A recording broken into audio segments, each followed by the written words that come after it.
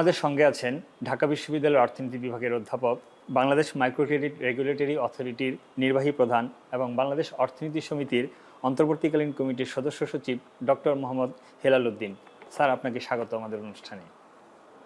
আমরা যদি প্রথমেই বিশ্ব অর্থনীতি নিয়ে কথা বলতে চাই, বর্তমানে একটা বিশ্বজুড়েই আসলে যুদ্ধ পরিস্থিতি অনেক দিন যাবতই চলছে। রাশিয়া ইউক্রেন যুদ্ধ, গাজা ইসরায়েল যুদ্ধ, এরপর ইরান ইসরায়েল এবং যুক্তরাষ্ট্রের সাম্প্রতিক যে যুদ্ধ, এর প্রভাবে আসলে 2026 সালের বিশ্ব অর্থনীতিটা আসলে কেমন যাবে আপনার কাছে একটু জানতে চাই। আমরা তো 19 সালের পরে 2020 সালে যে কোভিড আসলো, আমরা দেখেছি যে সারা বিশ্ব কিন্তু থমকে গিয়েছিল এবং অর্থনীতি যেটা সাংঘাতিকভাবে এফেক্টেড হয়েছে। তারপরে সেখান থেকে যখন রিকভার করার ব্যাপার আসলো যে মোটামুটিভাবে বিশ্বের অর্থনীতি ঘুরে দাঁড়াবে, তখনই কিন্তু আবার রাশিয়া ইউক্রেন ওয়ারে পুরো বিশ্ব কিন্তু অনেক অনেকভাবে কিন্তু ক্ষতিগ্রস্ত হয়েছে। এবং তারপরে যখন মূল্যস্ফীতির যে একটা চাপ ছিল সারা বিশ্বে, সেটাকে কাটিয়ে যখন মোটামুটি প্রবৃদ্ধিটা একটা ট্র্যাকে চলে আসছে মনে হচ্ছিল বিশ্বে, তো সেই জায়গায় এখন এই মিডল ইস্টে যে আমেরিকা এবং ইসরায়েলের যে অ্যাটাক ইরানের উপরে, সেটা কিন্তু একটা বিরাট অনিশ্চয়তা ফেলেছে। আমরা যদি বৈশ্বিক অর্থনীতি দেখি, এবছর কিন্তু খুব ফেভারেবল ছিল যে প্রবৃদ্ধিটা ভালো হবে এবং মূল্যস্ফীতি মোটামুটি বিশ্বের একটু কন্টেন্ট ধারণ করে ফেলেছিল। বৈশ্বিকভাবে এই যুদ্ধের কারণে আপনার মূল্যস্ফীতি আবার উস্কে যাবে। তো যদি মূল্যস্ফীতি বেড়ে যায়, তাহলে আবার কিন্তু মূল্যস্ফীতিকে ধারণ করার জন্য প্রবৃদ্ধির উপরে চাপ আসবে। অন্যদিকে আপনার এই জ্বালানি তেল যেটা, এর দাম বেড়ে যাওয়া মানে কিন্তু আপনার সরবরাহ চেইন যেটা সাপ্লাই চেইন, সেই সাপ্লাই চেইনে কিন্তু একটা মারাত্মক নেতিবাচক প্রভাব ফেলবে। আমরা দেখতে পাচ্ছি অলরেডি শুরু হয়েছে। আমি একটু জানতে চাচ্ছি আসলে জ্বালানি খাত নিয়ে সরাসরি প্রভাবটা আসলে অর্থনীতির কোন কোন খাতের মধ্যে সরাসরি প্রভাবটা পড়বে আর কি। আমরা অনেক সময় বলি যে একটা অর্থনীতি একটা টার্ম আছে, আমরা বলি নিউমেরিয়াল গুড। হ্যাঁ, এটা হলো যে আপনি যাই করতে চান, আপনি যদি উৎপাদনে যান, তাহলে আপনার মেশিন ঘোরাই দিলে আপনার এনার্জি লাগবে। তারপরে আপনি উৎপাদন করার আগে যদি আপনার ট্রান্সপোর্টেশন লাগবে, যে আপনার উপকরণগুলো আপনি নিয়ে আসবেন। উৎপাদন করার পরে সেই প্রোডাক্টটাকে যদি আপনি মার্কেটে নিতে চান, আপনার সেখানে ট্রান্সপোর্টেশন লাগবে, সেখানে আপনার এনার্জির প্রয়োজন। তো এইগুলো আপনার দেখা যাচ্ছে কি যে এই প্রোডাকশনের সাইকেলের সব জায়গায় আপনার এই এনার্জির যে আপনার প্রয়োজন, সেটা অনস্বীকার্য। এবং এটা অনেক বেশি আপনার অনেক সময় হয় কি, আপনি যখন খাবার দাবারের কথা চিন্তা করছেন, লবণেরও প্রয়োজন আছে, কিন্তু লবণটা এত পরিমাণে কম লাগে যে এটার দামে একটু হেরফের হলে কোনো সমস্যা নয়। কিন্তু এনার্জিটা এমন যেটা কিন্তু আপনার সিগনিফিক্যান্ট অংশ আপনার খরচে কিন্তু এনার্জির মধ্যে যায়, বড় অংশ আছে। শুধু আপনার তো বিদ্যুৎ তো আপনি যদি বাংলাদেশের প্রেক্ষাপটে দেখেন, এখন এটাকে যদি আপনি ধারণ করতে যান, তাহলে আপনার আমাদের সারের উৎপাদন যেটা, যদি আমার তেল যদি আমি কমাতে পারি, তাহলে আমার আলটিমেটলি কী হবে, আমার গ্যাস যেটা আছে সেটাকে আমি তো দেই সারের প্রোডাকশনে। সেটাকে তখন আপনার কী করতে হবে, আপনাকে একটা খাতের জন্য যে বরাদ্দ আছে সেটা থেকে আপনাকে নিয়ে এসে আপনার house hold consumption, industrial consumption, সেই জায়গাগুলো যেতে হবে। এবং আমরা যদি বাংলাদেশ বলি, তো তার প্রভাব তো ভীষণ। আপনি যদি দেখেন যে আমাদের গত রিজিমের পতনের পরে আমরা তো অর্থনীতির যে আসল অবস্থাটা জানতে পেরেছি, তাই না? তো সেখানে আমরা যে একটু ভালো অবস্থায় এসেছি, তার কারণটা কি? তার মূল কারণটা কিন্তু আমাদের রেমিটেন্স অনেক বেশি এসছে। আমাদের এক্সপোর্ট সেটা একটা জায়গায় ছিল, সেটা একটা বিষয়, কিন্তু আমাদের বাড়তি যে সুবিধাটা সেটা হলো আমাদের রেমিটেন্সটা অনেক বেশি আসছে। আচ্ছা স্যার, রেমিটেন্সের বিষয়টা আমি একটু পরে আসতে যাচ্ছি। আমি আসলে একটু জ্বালানি খাত নিয়ে একটু কথা বলতে চাই। যেহেতু একটা মধ্যপ্রাচ্যে যেহেতু অস্থিরতা তৈরি হয়েছে এবং মধ্যপ্রাচ্য থেকেই কিন্তু আসলে জ্বালানির একটা বিশাল বড় অংশ সরবরাহ হয়। এখন বাংলাদেশ সেই ক্ষেত্রে জ্বালানি খাতে আসলে কি ধরনের পূর্ব প্রস্তুতিমূলক ব্যবস্থা গ্রহণ করেছে? এখন বড় বড় দেশ বিশ্বে, আপনার আমেরিকা দেখেন, চায়না দেখেন, তারা যেটা করে, আপনার এই ন্যাশনাল সিকিউরিটির জন্য জ্বালানি যে আপনার এটা একটা স্টক রাখা, তারা খুব ইম্পর্টেন্ট মনে করে, রিজার্ভ করে রাখা। হ্যাঁ, সেই রিজার্ভ বিল্ড আপ করে। তো অ্যাজ সাচ বাংলাদেশে ওরকম রিজার্ভ বিল্ড করার তো সুযোগ আমাদের নাই আসলে, এবং কতটা করেছে আমি জানিও না।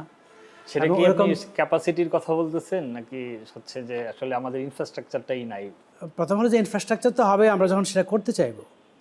আমাদের মজুদ অবশ্যই আছে, তাই না? আমাদেরকে আলটিমেটলি আমরা তো এভরিডে নিয়ে এসে তো আমরা, হ্যাঁ, আমদানি করলে নিয়ে এসে আপনার কয়েক মাসের জন্য আমদানি করা হয়, তারপর সেটাকে আপনার একটা জায়গায় মজুত রাখা হয়। কিন্তু ওই যে অনেক লম্বা সময় ধরে অনেক বেশি পরিমাণে আপনার মজুত করে রাখা, যেটা উন্নত বিশ্বে যেটা করে, সেটা করার মতো সুযোগ আমাদের নাই। কারণ সেটা করতে গেলে আপনার গভর্নমেন্টের যে মানে ফাইন্যান্সিয়াল যে কমিটমেন্ট, হ্যাঁ, সেটা তো বাংলাদেশের নাই। মানে ফিসক্যাল স্পেস যেটাকে বলে, যে আমাদের গভর্নমেন্টের কি সে ক্যাপাসিটি আছে কিনা। আমরা দেখি যে আমাদের নিত্যপণ্যের ক্ষেত্রে কিছু স্টক বিল্ড আপ করা, যেটা সেটা আমরা করে উঠতে পারি না। তো সেটা হলো আগে আমরা অনেক করেছি তা না, আমাদের সেটা পলিসিগতভাবে এত স্ট্রং, অন্যদের মতো সিকিউরিটির ব্যাপারে আমরা চিন্তা করি না। এখন বিশ্বে আপনার যে টোটাল যে আপনার এনার্জির সাপ্লাই, সেই সাপ্লাই কিন্তু আপনার মানে একদিকে যদি আপনার ইরান যদি কম দেয়, অন্য যদি বেশি দেয়, সেখান থেকে কিন্তু আপনার একটা জায়গায় কিন্তু ব্যালেন্স হতেই পারে।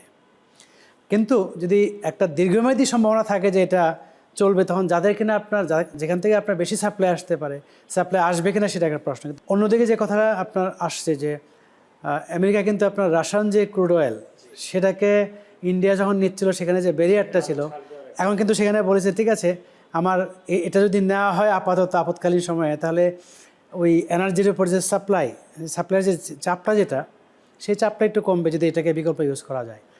সেজন্য যদি ইরান থেকে একটু সাপ্লাই কম থাকে, তাহলে অন্য যে সাপ্লাইগুলো আছে তারা একটু বেশি সাপ্লাই দেওয়ার চেষ্টা করবে। আবার একটু ভাবতে হবে যে আমেরিকা, চায়নার মতো বিগ প্লেয়ার যারা, তারাও কিন্তু এনার্জি সাপ্লায়ার যারা আছে তাদেরকে প্রেসারে রাখবে, যে যদি দাম অনেক বেশি বেড়ে যায় তাহলে সেটা কিন্তু প্রভাব তারা কিন্তু পাবে। হ্যাঁ, আরেকটা শঙ্কা কি তৈরি হয় কিনা যে বিকল্প বাজার খোঁজা। এই আগে মানে 1974 সালে যখন আরব ইসরায়েল যুদ্ধ হয়, তখনও কিন্তু আসলে মধ্যপ্রাচ্য থেকে অনেকে মুখ ফিরিয়ে নিয়েছে, অন্যদিকে আসলে জ্বালানি সরবরাহের জন্য অন্য বাজারেও গিয়েছে। এবার সেই সম্ভাবনাটা বা শঙ্কাটা আছে কিনা? না, একটাই মনে রাখতে হবে যে আমাদের যে কোনো ফ্যাসিলিটি বিল্ড আমরা যখন করি, আমরা দীর্ঘমেয়াদের কথা চিন্তা করে করি, তাই না? যেমন হঠাৎ করে যখন দেখা গেলো যে ইন্ডিয়া পেঁয়াজের রপ্তানি বন্ধ করে দিল, আমাদের পেঁয়াজের দাম 200-250 টাকা হয়ে গেল, তখন লোকজন বলতে লাগলো যে আমাদের 1 কেজি ওজনের পেঁয়াজ উৎপাদন করা উচিত, পেঁয়াজের প্রোডাকশন বাড়ানো উচিত। কিন্তু আমরা তো বছর মানে যুগ ধরে আমরা এরকম পেঁয়াজ বাহির থেকে, ইন্ডিয়া থেকে সাপ্লাই পাচ্ছি, কোনো সমস্যা হচ্ছে না। ফলে ওই যে হঠাৎ করে একটু সমস্যা হয়েছে বলে আমি ওরকম ফ্যাসিলিটি বিল্ড আপ করতে পারবো না। আর আমরা যে সোর্স থেকে এই তেলটা নিয়ে আসি, সেখান থেকে আমদানি করাটা আমাদের জন্য কম কস্টলি বলেই তো আমরা করতেছি। আমি যদি প্রথমেই জানতে চাই যে আসলে যুক্তরাষ্ট্রের অর্থনীতি বর্তমানে কেমন অবস্থায় আছে, বা এই যুদ্ধের প্রভাবে তাদের ভবিষ্যৎটা আসলে কি? না, এখন যুক্তরাষ্ট্র তো এত বড় কান্ট্রি, তাদের একটু কিছু হলে একটু বুঝতে সময় লাগে। কিন্তু এই যুদ্ধ ছাড়াও কিন্তু আপনার ট্যারিফ নিয়ে ট্রাম্প প্রশাসন যা করেছে, এইটা আপনার সরাসরি তাদেরকে প্রভাবিত করার কথা। মানে ট্যারিফের প্রভাব তারা ভাবছে যে অন্যরা এফেক্টেড হবে, কিন্তু ইকোনমিক্সের সূত্র বলে তারা সবচেয়ে বেশি তারা এফেক্টেড হবে। এবং সেজন্য আপনি দেখবেন যে যখন আপনার ট্রাম্প সেই ট্যারিফ পলিসিটা নিয়ে আসলো, তখন কিন্তু আমেরিকার কোর্ট যেটা, হ্যাঁ, তো আমেরিকার সেই বিচার ব্যবস্থা থেকে কিন্তু সেটাকে চ্যালেঞ্জ করেছে। এখন আপনার এই বিশ্ব যে আপনার একটা ফ্রি ট্রেডের জায়গায় গিয়েছে, কেন গিয়েছে? এটা সবার জন্য উইন উইন। একটা পর্যায়ে যখন দেখা গেলো যে সবার জন্য উইন উইন না, তখন কিছু কিছু জায়গায় এটাকে রেস্ট্রিকশন দেওয়ার, কোথাও দেখা যাচ্ছে হয়তো ট্রেডটাকে ব্লক করার ব্যাপার আসছে। কিন্তু এখনও ইন জেনারেল কিন্তু আপনার, হ্যাঁ, এই যে আপনার কম্পারেটিভ অ্যাডভান্টেজ বেসিস, হ্যাঁ, যে যার যে সুবিধা আছে সে সেটা বেশি প্রডিউস করবে, অন্যরা অনেক বেশি খরচে উৎপাদন না করে আমদানি করবে, ঠিক আছে? আমরা বলি প্রাইস ডিফারেন্সিয়াল বা দামের পার্থক্যের কারণে সেটা হয়। এখন ট্রাম্প যদি মনে করে আমি অনেক বেশি ট্যারিফ দিয়ে দিব, তো ট্যারিফ দিলে কী হবে? তার কনজিউমারকে অনেক বেশি দামে কিনে খেতে হবে। তো সেটা কিন্তু আপনার আমেরিকায় দেখবেন যে মধ্যমেয়াদী যে ইলেকশন আসবে, সেখানে কিন্তু অলরেডি ট্রাম্পের উপর চাপ পড়ছে, কারণ ট্রাম্প অজনপ্রিয় হয়ে যাচ্ছে এবং তার পার্টি অজনপ্রিয় হয়ে যাবে। তো সেসব দিকে চিন্তা করলে কিন্তু একটা প্রেশার আছে। তো ওই ট্যারিফটা নিয়ে কিন্তু একটা চাপ ছিল আমেরিকান ইকোনমির উপরে। তারপরে এখন যুদ্ধ যেটা আর কি, এখন কেউ বলতে পারে যে আর্মস সেল করে দেখা যাচ্ছে আপনার সেখান থেকে গেইন করে ফেলবে। এরকম একটা কথা শোনা যাচ্ছে যে সে মধ্যপ্রাচ্যের তেলের বাজারটাও তার নিয়ন্ত্রণে নিয়ে আসবে, এতে মার্কিন অর্থনীতি আরো ফুলে ফেঁপে উঠবে। না, এখন আপনি দেখেন যে ভেনেজুয়েলার তেলের খানিকটা কন্ট্রোল নিয়েছে। এখন যদি এমন হয় যে ইরানের তেলের কন্ট্রোল নিয়ে নিতে পারে, হ্যাঁ, তো নিয়ে নেওয়া মানে কিন্তু এই না যে বৈশ্বিক বাজারের বাইরে চলে যাচ্ছে, তাই না? যেন আপনি ওপেক জানেন, ওপেক কী করে? ওপেক কিন্তু একটা সিন্ডিকেট, কার্টেল, তাই না? আমরা বাংলা কথা বলি সিন্ডিকেট। ওপেক কিন্তু একটা আপনার লিগালি আপনার কি পারমিটেড একটা সিন্ডিকেট, বা আমরা বলি কার্টেল, তাই না? ওপেক। তো সেই অপেক কী করে আপনার সাপ্লাইটা কন্ট্রোল করে আপনার তেলের বাজার নিয়ন্ত্রণ করে। এখন সেক্ষেত্রে আমেরিকা যেটা হবে আপনার তেলের বাজারটাকে নিয়ন্ত্রণ করবে এবং তার ডলারের প্রাইসকে ধরে রাখার মানে সাপেক্ষে সেই জিনিসগুলো করার চেষ্টা করবে। কিন্তু আমি যদি আপনি কয়েকটা মুভমেন্ট দেখেন আন্তর্জাতিকভাবে আমেরিকা যেভাবে চেয়েছে সেভাবে কিন্তু হয় নাই, ঠিক আছে। ফলে এইটা কোন দিকে যাবে শেষ অবধি তার উপর নির্ভর করবে।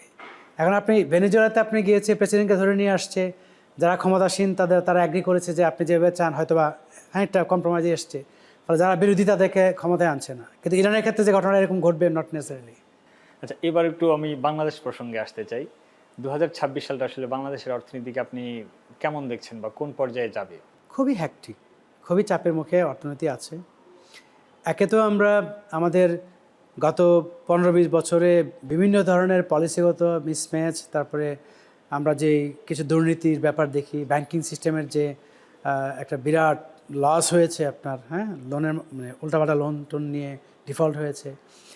এই চাপগুলোর পাশাপাশি এখন যেটা যোগ হয়েছে, এখনও তো আমার এই আভ্যন্তরীণভাবে বৈশ্বিক যে ঘটনাগুলি ঘটছে এখন, রাসায়নিক ইউক্রেন ওয়ার যদি না হতো, সেগুলো না হলেও কিন্তু আমরা আভ্যন্তরীণভাবে আমাদের অর্থনীতি অনেক চাপের মুখে আছে।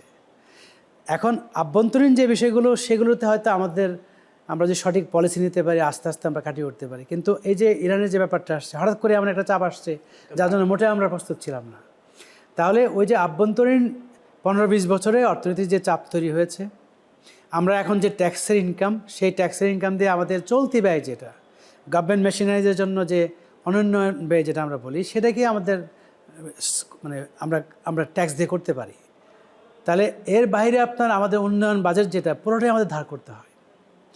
তো সে জায়গায় কিন্তু আপনি দেখেছেন যে গত 1.5 বছর ধরে আপনি দেখবেন যে উন্নয়ন বরাদ্দের ক্ষেত্রে কিন্তু আমরা অনেক কৃশতা সাধন করছি আমরা। এখন উন্নয়ন ব্যয় যদি গভর্নমেন্ট কমিয়ে দেয় এই কারণে, পাশাপাশি আমরা কি চাইবো যে উন্নয়ন ব্যয় যদি কমায়, ইনভেস্টমেন্ট যদি গভর্নমেন্টের কম হয়, তাহলে প্রাইভেট সেক্টরের যে আপনার বিনিয়োগ যেটা, সেটাও আমরা দেখতে পাচ্ছি যে সেটা কিন্তু প্রবৃদ্ধি কাঙ্ক্ষিত হারে হচ্ছে না।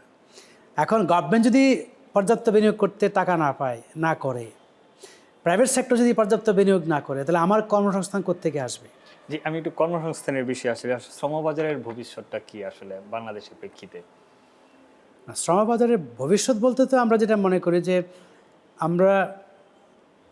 আমাদের বাংলাদেশের যে লেবার ফোর্স, আমরা যদি পপুলেশন পিরামিড দিয়ে দেখি, সেখানে আমরা দেখি যে ওই ডিপেন্ডেন্ট এবং চাইল্ড সেই অংশটা থেকে আমাদের ওয়ার্কিং এজ পপুলেশন যেটা, যারা কাজ করতে সক্ষম, সেটা অনেক বড় বলে আমরা মনে করি। একটা বলি যে জনমিতিক লভ্যাংশ আমরা বলি, ডেমোগ্রাফিক ডিভিডেন্ড, যে এরা যদি বেশি আপনার এমপ্লয়েড হয়, এরা যদি বেশি সেভ করে, সেই সেভিং যদি ইনভেস্টমেন্টে যায়, সেই ইনভেস্টমেন্ট আবার কী করবে, আপনার এমপ্লয়মেন্ট ক্রিয়েট করবে, প্রবৃদ্ধি অনেক বেশি হবে, সেটা ঠিক আছে।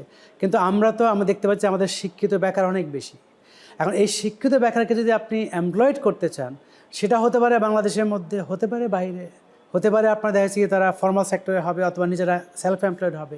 কিন্তু আপনি যাই করতে চান না কেন, আপনাকে ওই যে দক্ষ জনশক্তি যেটা, সেটা দরকার। এখন আমরা মিডল ইস্টে যে আমরা আনস্কিল্ড যে লেবার পাঠাচ্ছি, তারা সবাই মিলে যে আপনার রেমিটেন্স নিয়ে আসছে, যদি আমরা একটু দক্ষতা দিতে পারতাম, তাহলে কিন্তু আমরা অনেক বেশি রেমিটেন্স আর্ন করতে পারতাম। এটা একটা বিষয়।